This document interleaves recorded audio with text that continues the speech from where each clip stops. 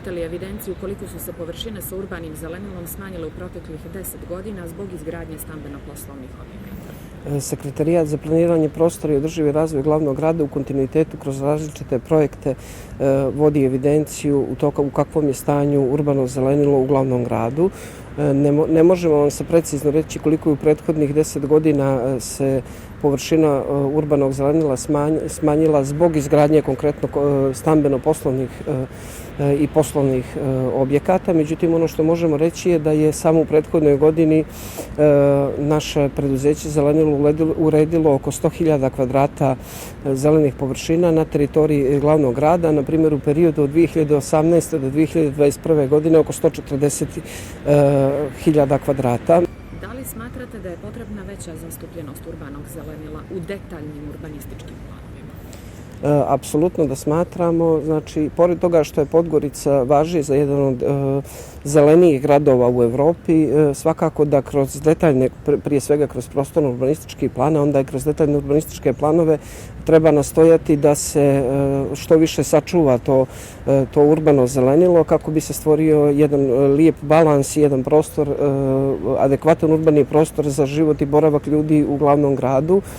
Nama iz Sekretarijata za prostorno planiranje i uopšte iz glavnog grada jako smo zadovoljni da je nedavno usvojen set zakona koji obuhvata i zakon o planiranju prostora, koji opet u ingerenciju opštinama vraća upravo upravljanje planskom dokumentacijom, tako da u nekih 2 mjeseca, za nekih 2 mjeseca otprilike glavni grad će osnovati agenciju koja će se baviti izradom planske dokumentacije i onda ćemo još više imati kontrolu nad tim odnosom urbanog zelenila i ostalih površina prilikom urbanog planiranja. Koje su kazne za nepoštovanje propisa o zastupljenosti gradskog zelenila u okviru građevinskih parcela?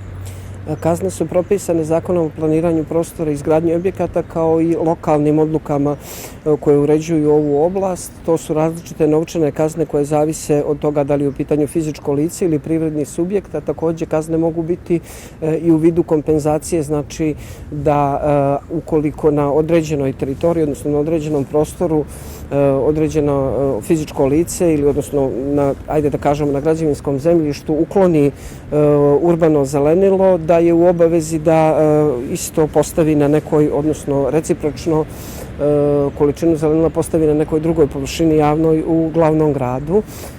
Također, ono što može biti interesantno, to je da kazne mogu biti od 150 do 10.000 eura. I koliko se često izriču otprilike takve kazne? Pa, naš sekretarijat nije upoznat sa tim, s obzirom da je to u nadležnosti drugih inspekcija, ali pretpostavljam da prilikom izgradnje na javnim površinama se vodi računa o tome da se, odnosno i prilikom projektovanja i planiranja na javnim površinama vodi se računa o tome da se zaista stabla uklanjaju samo i zelene površine smanjuju samo ukoliko je to baš neophodno. Da li vodite zeleni katastar?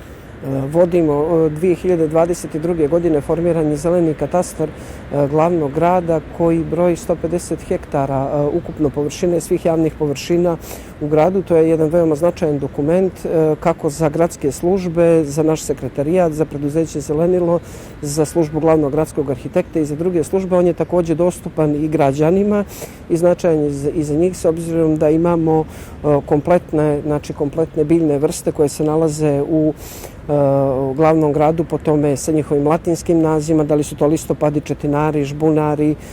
Kada je posljednji put otvoren veliki zeleni park u gradu i koliko je novih parkova otvoreno, na primjer, u posljednjih 5 godina? Pa u posljednjih 5 godina imali smo otvaranje preko 7 novih parkova, sad nešto od toga su rekonstrukcije parkova, nešto su otvaranje novih parkovskih površina, imali smo park na Zabjelu, park u bloku 9, imali smo rekonstrukciju ovog Njegoševog parka, trenutno imamo rekonstrukciju Karađorđevog parka, glavni grad kontinuirano radi i na uređenju brda Gorica koja je ujedno i zaštićeno prirodno dobro, trenutno se radi na projektu uređenja šetališta brda Ljubović koje je značajno za naše građane. A zašto je sve to važno? To je veoma značajno s obzirom kao što vidite u savremenom svijetu koliko se mijenja, ajde da kažem koliko su ubrzane klimatske promjene zato što se broj ljudi koji žive u gradovima konstantno povećava. Mi imamo širenje gradova, konstantnu izgradnju, povećanje broja automobila i da bi život građanima u gradu bio što komforniji, mi moramo voditi računa o tome da imamo balans između izgrađenog i urbanog, znači izgrađenog prostora i urbanog zelenila kako bi ti gradovi bili što, da kažem, ekološki efikasniji, održiviji i na kraju krajeva bolji za život samih građana.